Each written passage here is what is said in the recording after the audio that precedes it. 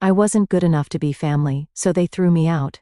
Now the truth is out, and karma did what I no longer had to.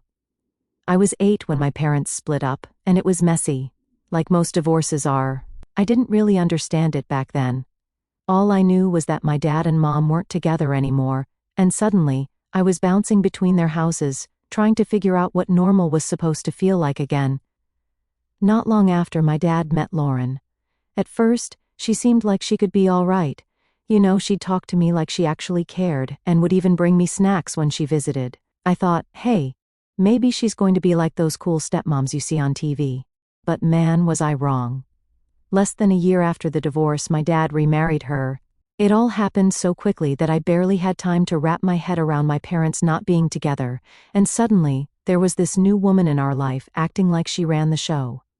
At first, it was little things. She'd give me these weird looks if I wanted to spend time with my dad, like I was intruding or something.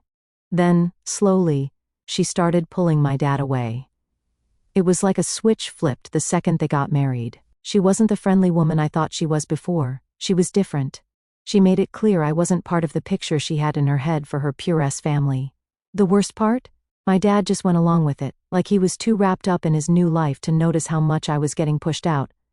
I still remember one of the first times it really hit me that things were never going to be the same. My dad promised we'd go out together, just the two of us. It had been a while since we'd done that, and I was excited. But then, last minute, Lauren suddenly had plans with him.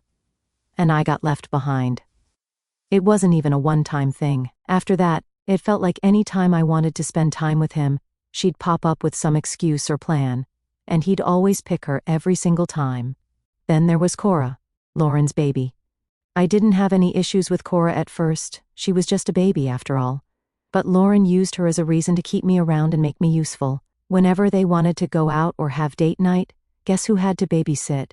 Yeah, me. I'd be promised all these things like, oh, you can hang out with your friends later, or we'll do something fun next time. But it never happened. Plans would change last minute. And suddenly, I was stuck at home while they went out. It was honestly like I was their backup plan for whenever they wanted alone time.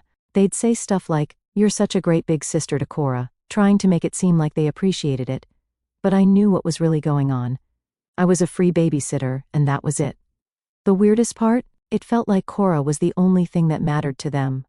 When they were home, it was all about her. They'd do all these fun activities with her, and if I tried to join in, Lauren would just brush me off, saying something like, "Oh, this is just a little mommy and Cora time," or she'd tell me to go do something else. My dad wouldn't even say a word. One time they took Cora to a fair that I'd been wanting to go to for ages. I'd mentioned it to my dad a few times hoping we could go together, but nope. Lauren planned it all out, and they just left me behind. I found out they went when I got back home from my grandma's.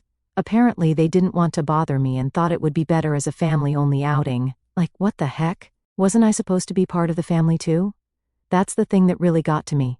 How my dad just stood there, not saying anything. I mean, he was supposed to have my back, right? But he didn't. It was like he was so caught up in keeping Lauren happy that he didn't care if I felt left out. I started to notice this happening more and more. Anytime something fun came up, like trips to the beach, movie nights, or going out to eat, I'd suddenly have chores, or I'd be sent off to stay with my grandma. Don't get me wrong, I love my grandma. She's always been there for me and is one of the few people who treated me like I mattered. But it wasn't hard to see what was going on. Lauren was using these chores and family plans to make sure I wasn't around, and my dad let it happen. It got so bad that I just started staying in my room when I was over there. What was the point of trying to fit in when it was clear they didn't want me there?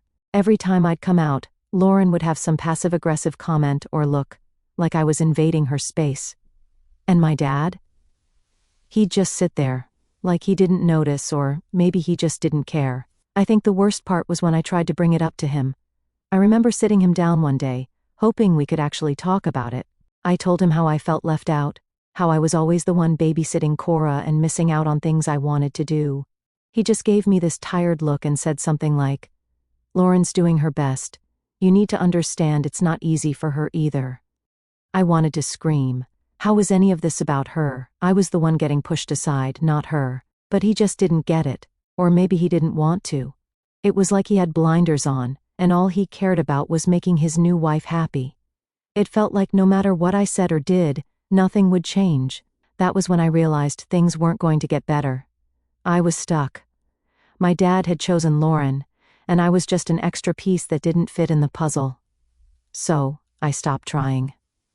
I stopped asking to go on trips with them. I stopped trying to join in. If they needed a babysitter for Cora, I'd just do it because fighting back didn't do anything except make things worse. It was like the less I said, the less I was noticed, and at least that way, I didn't have to deal with Lauren's attitude. Looking back now, I can't believe how blind my dad was. Or maybe he wasn't blind at all. Maybe he just didn't care. He had this new Puress family, and I was a reminder of the life he left behind. Lauren wanted me out of the picture, and he was fine with it. It hurt to realize that, but it was the truth. Once I accepted that, it made it easier to plan my escape for later. By the time I was 10, I'd already learned to keep my distance and not get too attached to any promises. It was all just words anyway. I pretty much knew my place in my dad's new family. I was there to help out, babysit Cora, and keep out of the way when they wanted their family time. The thing is, no one actually said it like that. Lauren would always find a way to phrase it nicely, like, "Oh, Cora's still young, and it's important for her to have some special time with us." But it was clear as day. I was the one who wasn't included. I remember this one time when it really hit me how things were going to be. It was early in the summer, and my dad had promised we'd do something special together since I'd been doing well in school. I was excited because honestly, it'd been ages since we did anything just the two of us. So when he mentioned going to an amusement park, I got my hopes up. I started planning everything in my head. What rides I'd go on, what snacks I'd want. I mean, I was just a kid, and I was desperate for some real father-daughter time. Well, a few days before we were supposed to go, I overheard Lauren on the phone. She was talking to one of her friends, and I could tell she was planning something. She mentioned the amusement park, so I thought, okay, maybe she's getting things ready for the trip. But then I heard her say, "Yeah, it's just going to be the three of us." I wanted to be a special day for our little family. My heart sank. I remember standing there, frozen, trying to process what she just said. 3 of them, my dad, Lauren, and Cora. No mention of me. I guess I shouldn't have been surprised, but it still stung. I went to my room, trying to figure out how to bring it up to my dad, but I didn't get the chance. The next morning, Lauren came up with a big smile, saying, "Hey, your grandma needs some help this weekend. She's been asking for you, and I know she'd love to have you over." It was so fake. I could tell she was just trying to get me out of the house, but I didn't want to cause a fight, so I agreed. I packed my bag and spent the weekend at my grandma's. I love her, and we had a good time, but the whole time, all I could think about was how my dad, Lauren, and Cora were at that amusement park, having a blast without me. When I got back home, it was like they'd had the time of their lives. Cora was running around with one of those giant stuffed animals you win at carnival games, and my dad was showing her pictures from the day. They were all smiles and laughs, and I just stood there, feeling like I was invisible. Lauren noticed me and, with this fake sweet voice, said, "Oh, we didn't want to bother you since you were helping out your grandma. We thought it was best to let you have some alone time with her." It was such a load of crap. They didn't want to bother me because they didn't want me there, simple as that. And my dad just nodded along, like everything was fine. He didn't even ask me how I felt about it, like my opinion didn't matter. I wanted to scream, but I kept quiet. What was the point? If I said anything, I knew they'd just turn it around on me, make it seem like I was overreacting or being difficult. From that point on, it was like a pattern. Anytime something fun came up, whether it was the amusement park, going to the beach, or even just a movie night, I'd get shuffled off somewhere else. Sometimes it was my grandma's, sometimes it was, "Hey, why don't you go to your friend's house?" If I ever tried to join in, Lauren would have some excuse ready. Either this is just a mommy and Cora day, or we planned this a while ago, and it wouldn't be fair to change it now. One weekend, they had this big beach day planned. I overheard them talking about it earlier in the week, and I was waiting for my dad to say something like, "Hey, why don't you come with us?" But of course, he didn't.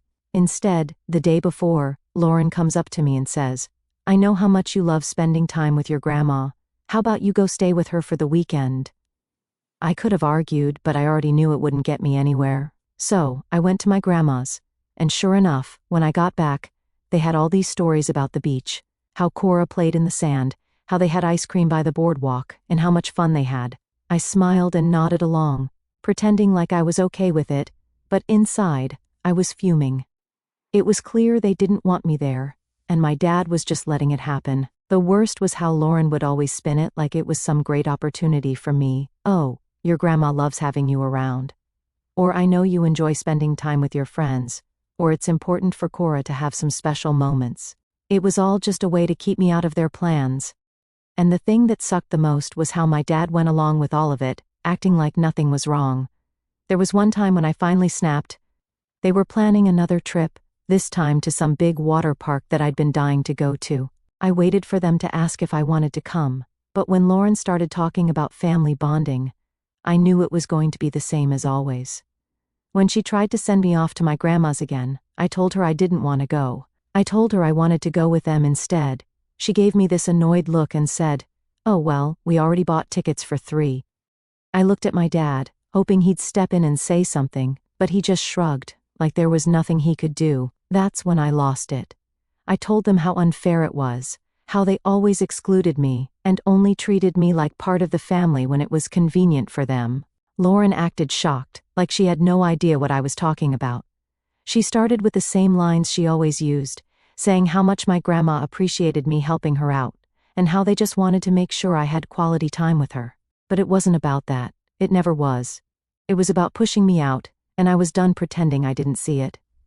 My dad didn't say much, just the usual, "We'll talk about this later," but we never did. It was like every time I tried to bring up how I felt, he'd brush it off or act like it wasn't a big deal. I could have been screaming into a void for all it mattered. I started to realize that no matter what I did, Lauren was always going to find a way to exclude me, and my dad wasn't going to stand up for me. They had their perfect little family picture, and I just wasn't part of it. So, I stopped trying. I figured it was easier that way, less disappointment, less feeling like an outsider in my own dad's life. Looking back, I don't know why I even bothered to hope things would change. It was clear that in their eyes, I wasn't part of their family. I was just some extra baggage they had to manage, and as long as I stayed out of the way, everything was fine for them. By the time I turned 14, I had pretty much given up on trying to fit into my dad and Lauren's little perfect world. It was just easier to stay out of the way. I spent most of my time at my grandma's, in my room, or hanging out with my friends when I could. The less I was around them, the less they could push me aside or use me for babysitting.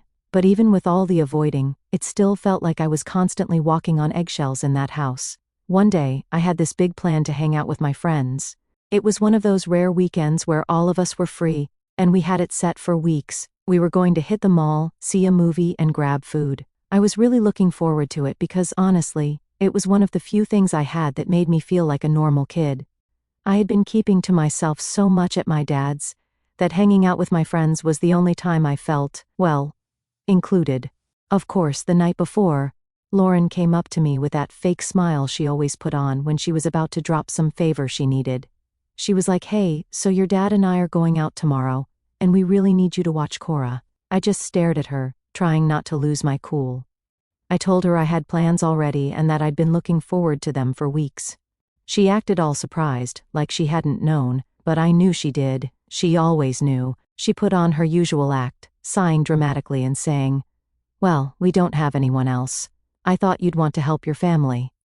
I felt my blood boiling. This wasn't helping family. This was them using me, because they didn't want to bother finding someone else. I told her straight up that it wasn't fair. I'd been babysitting Cora all the time, missing out on so many things, and I deserved one day to hang out with my friends. Lauren's whole face changed. She dropped the nice act real quick and said, "You need to start stepping up and helping out more. This is your family now." That set me off. I told her that it didn't feel like family when I was just there to do chores or babysit Cora. I said how they'd leave me out of everything fun and only pull me in when it was convenient for them. I was tired of it. She just gave me this look, like I was being dramatic, and said, "We'll talk about this later with your dad." I knew what that meant. It was going to be another one of those talks where I was made out to be the problem. So I just left the room. I knew my plans for the next day were dead in the water, and there was no point fighting it anymore. The next morning, my friends were texting me, asking when I'd be ready. I felt like crap having to tell them I couldn't go. I tried to make up some excuse about a family emergency, because I didn't want to admit that, once again, I was stuck babysitting. I could tell some of them were annoyed. I mean, who wouldn't be? I'd bailed on plans so many times because of Lauren's last-minute requests. It was getting to the point where I knew they'd just stop asking me to hang out altogether. Later that day my dad came home, and Lauren wasted no time dragging me into the kitchen for one of their family talks. My dad looked tired, like he already knew what was coming and didn't want to deal with it. Lauren started with her usual speech about family responsibility and how I needed to do my part. She made it sound like I was this lazy, ungrateful kid who never lifted a finger around the house, which was total nonsense. I did more than my fair share, but of course, that didn't matter to them. When she was done, my dad just nodded along and said, "You know, she's right. We need to work together as a family." I looked at him, feeling this mix of anger and sadness. I asked him, "When's the last time we did anything as a family? Every time something fun happens, I'm not included. I'm just here to babysit Cora when it's convenient for you." He didn't have much to say. He just mumbled some stuff about how things were busy and how I needed to understand that raising a family takes effort from everyone. I felt like I was banging my head against a wall. It didn't matter what I said. He was always going to side with Lauren. That's when I realized it wasn't just Lauren's fault. My dad was the problem too. He was the one letting her treat me like an outsider, and he was the one who kept pretending everything was fine. It hit me that he wasn't going to change. He was too wrapped up in his new life with Lauren and Cora to even notice how much he was losing me. And that sucked. It really did. After that, I stopped trying. I stopped arguing, stopped asking to be included, and just went along with whatever they wanted. If they needed me to babysit, I did it without a word. If they told me to go to my grandma's, I packed my bag and left. It was easier to just go along with it than to fight back and end up feeling even more alone. I started distancing myself more and more. I'd spend as much time as I could at my grandma's, or with my mom when I had the chance. I just didn't want to be around them anymore. It felt like I was some ghost in their house, just floating around, only there when they needed something. It was like I didn't exist unless they needed a favor. The weird part was, the more I pulled away, the less they seemed to notice. They'd go on with their lives, having their outings, their family dinners, and their little adventures with Cora. And I'd watch from the sidelines, pretending it didn't bother me. But it did. It bothered me a lot. I think the moment that really made me decide to give up was when my birthday came around. I hadn't expected much. I knew better than that by now. But it still hurt when they barely acknowledged it. Lauren baked a cake, but it was one of those small ones that seemed more like an afterthought than anything.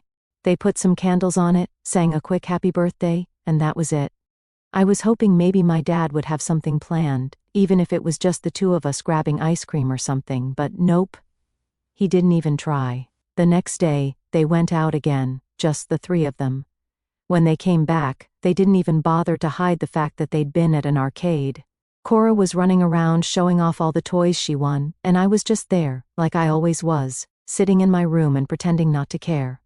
That was when I made up my mind. I was done trying to be part of their family. I figured if they didn't want me around, fine. I'd just focus on getting through school, hanging out with my friends when I could, and planning my escape. It was pretty clear I wasn't going to find my place in their perfect little world, so why keep trying? From that point on, I felt like I was counting down the days until I could finally get out for good. By the time I turned 16, I had one thing on my mind: getting out of that house. I'd been counting down the days for a while, and it was finally time to make my move. My mom had been asking for a while if I wanted to come live with her full-time, and after everything with my dad and Lauren, it was an easy decision. Honestly, it felt like the only way I'd ever have any peace. My mom and I had talked about it before, but I kept putting it off because, deep down, I guess I still had this hope that my dad would finally step up. But after years of being pushed aside and used as a free babysitter, I knew nothing was going to change. Lauren was always going to be his priority, and I was just an extra that didn't fit into their picture-perfect life. So, I finally said yes to my mom's offer. I planned everything carefully, figuring out how to tell my dad without it turning into a massive fight. I was nervous, but I was also done pretending like things were fine. I just needed to rip the Band-Aid off and go. I waited for the right moment. One of those rare times when it was just me and my dad at home, no Lauren around to butt in. I remember sitting him down at the kitchen table, my hands shaking a bit because I knew this was going to be a big deal. I told him I wanted to move in with my mom full time, that I didn't feel like I was part of the family anymore. I laid it all out. How Lauren had been excluding me for years, how I was always treated like a nanny instead of his kid, and how I was tired of feeling like I didn't belong. He just sat there, staring at the table for a while before finally looking up at me. "You know, Lauren's been trying her best to make this work," he said. Like that was supposed to make everything okay. I couldn't believe it. After everything I'd told him, that's all he had to say? It was like he didn't even hear me. I told him again how I felt, that it wasn't fair how I'd been treated, how they always left me out of everything fun but made sure to use me whenever they needed something. I thought maybe if I said it all, if I made it really clear, he'd finally understand. But instead, he just sighed and said, "You're being too sensitive. Lauren wants to include you, you just don't see it." That was the moment I knew for sure that he was never going to get it. No matter what I said, he was always going to side with Lauren. He was so wrapped up in his new life with her and Cora, that he couldn't even see what was happening right in front of him. I felt this wave of frustration but also this weird sense of relief. At least now, I didn't feel guilty about leaving. When I told him I'd already talked to my mom about moving in, he didn't even argue. He just nodded, like he'd already made up his mind that if I wanted to go, then fine, I could go. He said, "If that's what you want, then I won't stop you. No fight, no trying to convince me to stay." It was almost like he didn't care, and maybe he didn't. I packed my things that night. Lauren wasn't home, which honestly felt like a blessing because I didn't want to deal with any fake sympathy, or her trying to guilt-trip me into staying. I kept everything quick, throwing my clothes and stuff into bags and boxes. The whole time I kept expecting my dad to come into my room to try and talk me out of it, or at least say something that showed he cared, but he never did. My mom came to pick me up, and I loaded my stuff into her car. When I was done, I went back inside to say goodbye to my dad. He was standing in the hallway, looking kind of awkward, like he didn't know what to say. He hugged me, but it felt like one of those half-hearted hugs you give to someone you don't really know that well. He said, "Take care of yourself, okay?" I nodded and said, "Yeah, you too." It was short, and it felt empty, but I didn't know what else to say. Part of me was hoping for some grand gesture, like he'd finally realize what he was losing and ask me to stay, but he didn't. He just stood there, letting me go without a fight. Lauren still hadn't come back by the time I left. I didn't know if she even knew I was leaving that day, and honestly, I didn't care. I was done trying to fit into her little version of family. I got into my mom's car, and as we drove off, I kept looking back at the house, feeling a mix of anger and sadness. It was the place I grew up, but it didn't feel like home anymore. Moving in with my mom was a relief. It was like a weight lifted off my shoulders. She didn't expect anything from me except to be myself, and that felt amazing. I didn't have to walk on eggshells or pretend to be fine when I wasn't. For the first time in years, I felt like I could actually breathe. My mom didn't push me to talk about everything right away. She just let me settle in, which I appreciated. But eventually we did sit down, and I told her everything. How Lauren had made me feel like an outsider, how my dad never stood up for me, and how I was just tired of being treated like an extra. She was furious, but not at me. She was mad at my dad for letting it happen, and that made me feel like I wasn't crazy for being upset. My mom made it clear that I was welcome there as long as I needed, no strings attached. It was so different from how things felt at my dad's. No one was making me feel guilty or like I had to earn my place. It was just normal. I realized how much I'd missed that. The first few weeks living with my mom, I kept expecting to hear from my dad. I thought maybe he'd call, ask me to come back, or at least check in to see how I was doing. But the phone stayed silent, no calls, no texts. I guess I shouldn't have been surprised, but it still hurt. I'd hoped, deep down, that maybe me leaving would be the wake-up call he needed.